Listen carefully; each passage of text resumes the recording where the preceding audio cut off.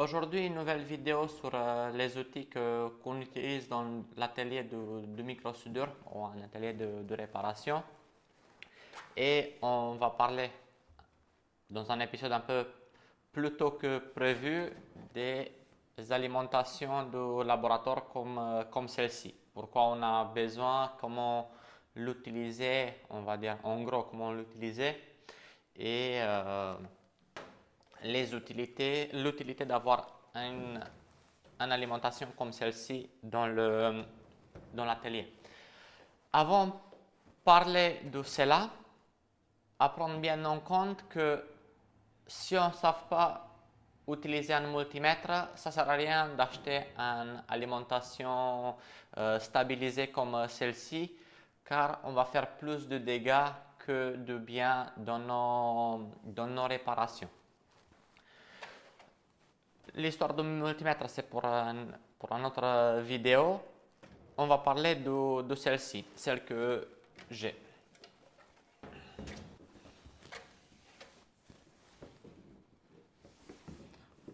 À savoir que celle-là peut être différente de celle que quelqu'un d'autre a, parce que chacun on achète en fonction de nos besoins ou de nos connaissances par rapport à quoi on peut utiliser cette alim. En général, ils ont tous, donc si c'est un seul canal d'alimentation, vous allez avoir euh, trois jacks comme ça, donc le positif, le négatif et la masse ou la terre. Donc, dans ce que nous on fait, on a besoin de plus et le moins, parce que cela on va le relier à la masse de la carte mère et l'autre on va tester sur la ligne, on va le mettre sur la ligne qu'on utilise. Comment se présente cette petite alim? Bouton d'allumage, et elle a quatre mémoires. Un bouton pour démarrer, en fait, pour injecter le courant, un bouton over power et un autre over voltage et over current. Donc ça, c'est des boutons de protection. S'il y en a un qui est enclenché, par exemple sur cela on a un over voltage, c'est là dès qu'il va détecter un voltage plus grand que celle que nous on lui a demandé, la lime va arrêter d'injecter le voltage. Le courant, pareil, si il y a un ampérage si on a ici par exemple 1 ampère et le court-circuit demande plus d'un ampère, l'alimentation va s'arrêter toute seule. En général, dès qu'on allume la lime, celles-là ne vont pas être enclenchées. Donc à savoir que au moment que vous démarrez celle-là, il n'y a aucune protection du circuit. Donc dès que vous mettez de l'électricité sur une ligne, elle va envoyer de l'électricité sur la ligne respective. Derrière, pas grand chose, on a le ventilo, l'alimentation, un port VGA il me semble, ou peut-être console, celle-là je ne sais pas, je ne l'utilise pas, et un port USB pour un déclenchement automatique depuis un logiciel.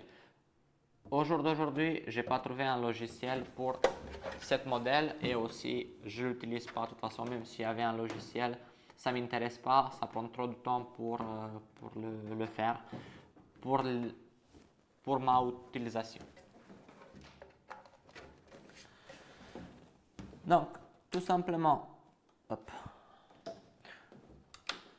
Donc, tout simplement, on le démarre, on a un afficheur de voltage et un autre de ampérage. Je ne sais pas si vous entendez. Vu que c'est une alimentation entrée de gamme, on a du bruit. Peut-être un ventilo, ce sera pas mal si on change le ventilo. Et aussi quand si on injecte de l'électricité, le ventilo va faire encore plus de bruit. Alors, donc côté mémoire, à savoir que chaque boutons correspondent à un voltage prédéfini par nous-mêmes. Là, ici, on a 5 volts, 1,5 ampères. Par exemple, ici, on a 20 volts, 1,8 ampères. 8, 60 pour 3 ampères. Et le 4, 0,8 sur 3 ampères. Par la suite, si donc, on va brancher les sondes, comment ça se passe? Là, actuellement, on va mettre sur 5 volts. Par exemple, si je touche les deux sondes, il n'y a rien qui se passe. La mienne, elle est prévue avec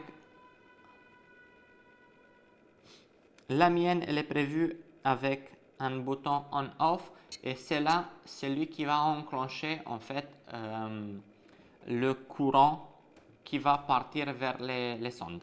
Donc là maintenant, on le démarre et comme on l'a mis à 5 volts, donc la limite haute de voltage ce sera 5 volts et celle de l'ampérage ce sera 1,5. On le démarre. Si on touche les deux sondes, voilà, lui il va essayer d'envoyer au maximum de voltage et il va s'arrêter jusqu'à 1,5 ampères. Dès qu'il atteint cette partie-là, il s'arrête. Avec un over voltage protection ou over current protection, à savoir qu'on va contrôler soit l'ampérage, soit le voltage. Donc avec un des deux. Par la suite, on a un bouton, bon, on va l'arrêter, ça, et on peut aller faire sur le voltage ou sur l'ampérage. Voilà. On a des petites flèches pour changer les unités. Et avec cela, on peut aller, celle-là, elle peut aller jusqu'à 30 volts et jusqu'à 5 ampères. Donc là, voilà, si on veut envoyer, par exemple, si on le met en marche, on peut envoyer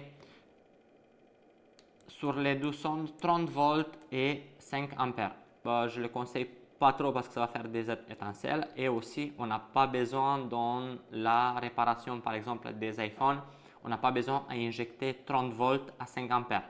À savoir qu'à 7 voltage et ampérage, vous allez plus que sûr cramer la carte mère encore plus de ce qu'il est. L'alimentation, c'est un outil très efficace pour la détection de court-circuit.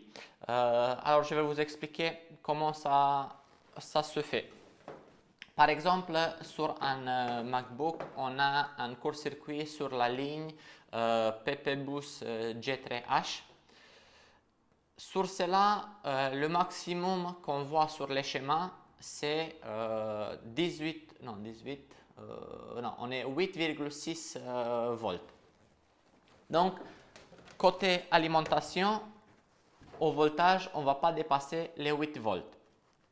De l'autre côté, dans l'ampérage, on va commencer de tout petit ampérage, donc 1 ampère, vers plus haut. Pourquoi je dis ça? Parce que ça ne sert à rien d'envoyer 8 volts et en fait de mettre la limite sur 8 volts et 5 ampères parce que l'alimentation elle va pas s'arrêter jusqu'au moment qu'il envoie le maximum de puissance dans le circuit. À ce moment-là, si vous mettez 5 ampères par exemple, si votre court-circuit c'est sur un petit composant, il va brûler de suite et déjà vous n'allez pas le détecter parce qu'il peut être dans un coin de la carte mère, il va cramer de suite et il ne sera pas visible. Oui, peut-être il y aura un trou, mais ce sera plus difficile à détecter. Donc, comment ça se passe par la suite? On va dire que 8,6 volts et 5 ampères, et 2 ampères, ça nous suffit pour chauffer le composant qui est en court-circuit. À savoir que l'électricité fonctionne de la manière suivante. L'électricité cherche d'aller point A vers le point B par le schéma le plus court possible. Le plus court chemin possible, ce sera par la pièce qui est court-circuitée. Dans un circuit électrique, par exemple, la masse n'est pas reliée directement dans le circuit. L'électricité doit parcourir certains composants jusqu'à il va arriver à son point final. Donc, dès qu'il y a un court-circuit dans la ligne, ce sera le plus court schéma à traverser pour l'électricité. Donc, forcément, c'est là il va chauffer. Le noir sur la masse et le rouge, on le met sur la ligne qui va bien, donc en fait sur le PP Boost G3H qu'on a sur les MacBook Pro par exemple. L'idéal, ce sera d'avoir à la place d'une sonde comme ça, d'avoir une pince, un croco pour pouvoir l'accrocher à la carte mère. Comme ça, vous avez une main de libre. Pourquoi? Parce qu'avec celle-là, par exemple, vous allez mettre l'électricité et peut-être vous allez avoir besoin de bouger le microscope, de rajouter de l'alcool si vous utilisez la technique de l'alcool isopropylique pour détecter la panne, ou si vous avez une caméra thermique, vous allez avoir besoin de la caméra thermique pour la bouger, pour faire des réglages et des choses comme ça. Donc, dans cet exemple, j'ai mis deux sondes comme celle-ci pour vous montrer, mais en vrai, j'utilise un autre câble qui a une pince pour pouvoir se accrocher à la carte mère. Un autre point sur lequel il faut faire attention dans les Mac ou même dans les autres appareils, on va dire dans les iPhones ou si vous travaillez sur des PC, il faut connaître la ligne sur laquelle vous travaillez. Il faut connaître aussi, lire un schéma, parce que si vous ne savez pas où vous injectez de l'électricité, vous risquez d'endommager la ligne ou l'appareil plus que c'est le cas. On va prendre un exemple qui peut mettre en erreur beaucoup de réparateurs ou beaucoup de réparateurs novices. Moi, j'étais le premier qui a fait cette faute, on va dire, à savoir que, par exemple, toutes les lignes d'alimentation du CPU, donc du processeur, sont une très faible résistance à la terre. Donc, si vous mesurez avec votre multimètre un condensateur qui est sur la ligne V-Core de votre processeur, vous allez avoir une résistance de 5, 6, voire 8 ohms. Et c'est là, quand vous le faites, par exemple, quand vous cherchez d'habitude un court-circuit, on va prendre celle-là, c'est les sondes de multimètre. Vous allez mettre le multimètre en mode bip ou en mode continuité. Donc, le moment quand il y a un court-circuit, le multimètre commence à sonner.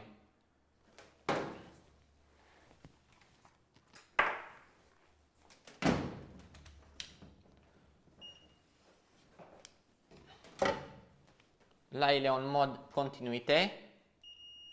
Donc, quand il y a continuité entre les deux sondes, lui, il va biper. À savoir que si vous faites la même mesure sur la masse et sur un condensateur qui est sur la ligne d'alimentation du processeur, vous allez avoir un bip. Parce qu'il y a une certaine tolérance jusqu'à laquelle le multimètre va aller pour donner le son. Et 5 voire 8 ohms, ce n'est pas une résistance énorme pour le multimètre.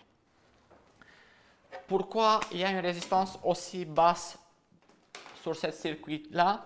À savoir qu'en fait, quand vous mesurez la résistance sur la ligne, l'électricité ne passe pas par le condensateur que vous avez à côté de vous. Même si vous mettez les sondes, un sur la borne négative et un autre sonde sur la borne positive d'un condensateur, l'électricité ou le signal ne va pas passer par le condensateur parce qu'il y a une très grosse résistance. Donc lui, il va faire un autre schéma qui va traverser le processeur.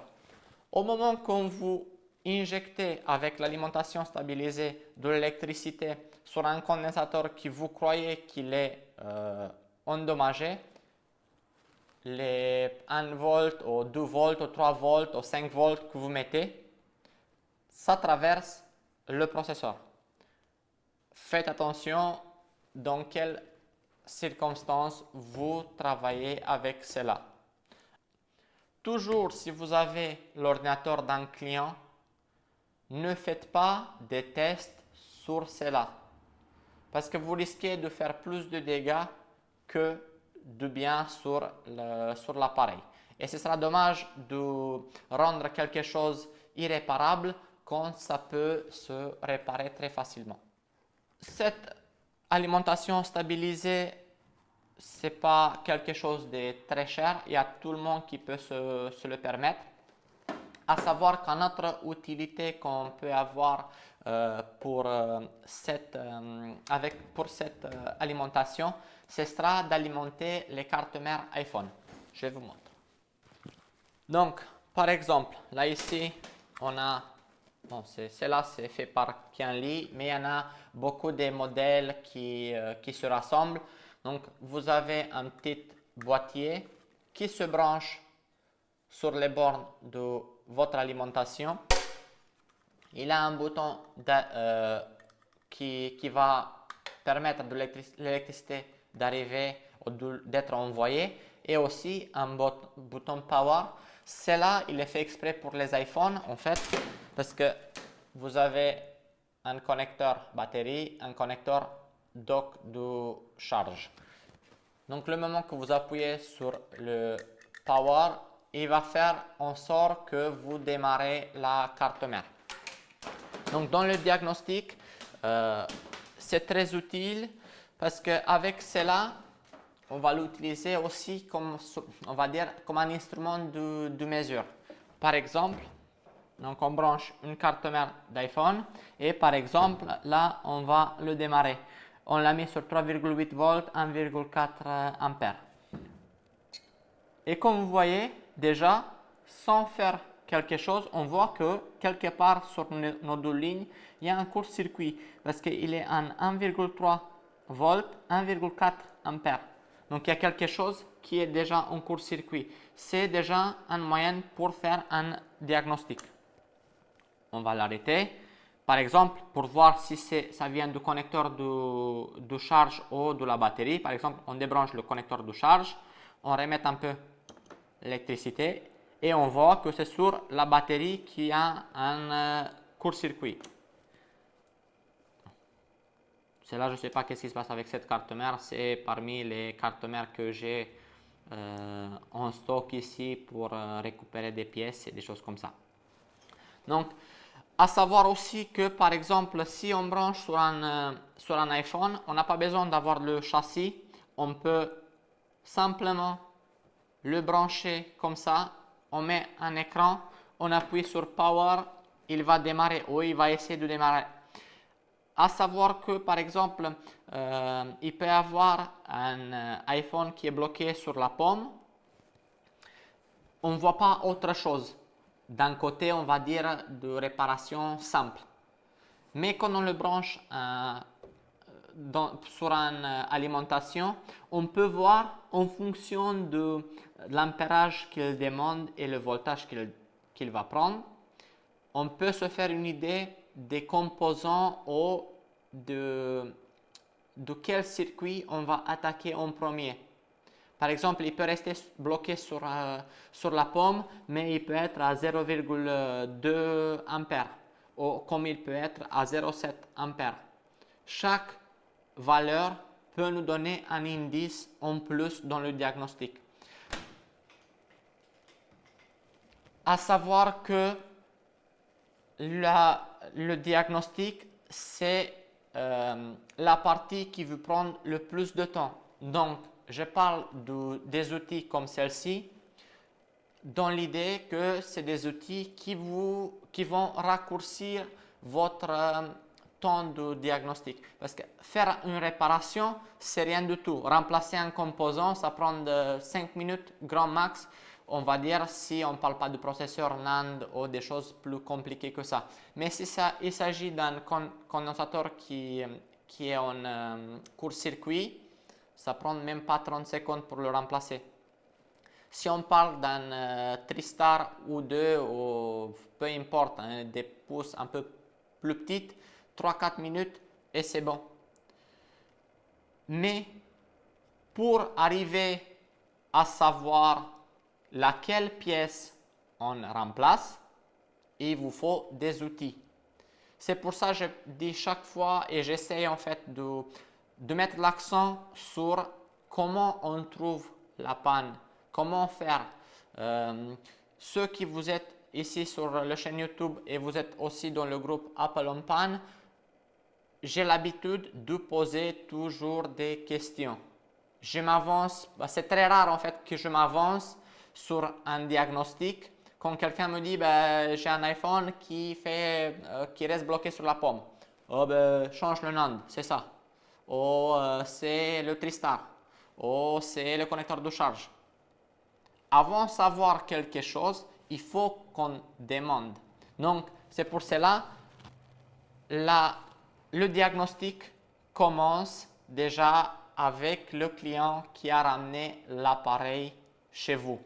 Si tu es un réparateur et tu veux avoir un taux de réussite plus élevé, il faut toujours poser des questions. Tu as le client devant toi, tu lui poses le maximum de questions. Alors, comment c'est arrivé? Pourquoi c'est arrivé?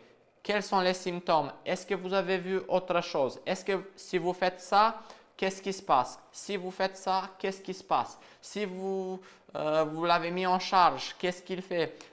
Est-ce qu'il décharge plus vite? Est-ce que vous avez essayé de le démarrer? Est-ce que vous avez vu un autre réparateur? Est-ce que cet réparateur a fait quelque chose? Donc déjà, il y en a une dizaine de questions que vous pouvez poser et avoir un pré-diagnostic même avant d'ouvrir un téléphone ou un Mac ou un appareil. Mais on va s'arrêter pour l'instant ici sur cette partie-là. Je vais mettre les liens dans la description d'où j'ai acheté l'alimentation. Et n'hésitez pas de poser d'autres questions si vous avez. Et encore une fois, on remercie à l'entreprise Soros de nous avoir donné les outils et l'espace pour faire ce type de vidéo. À bientôt!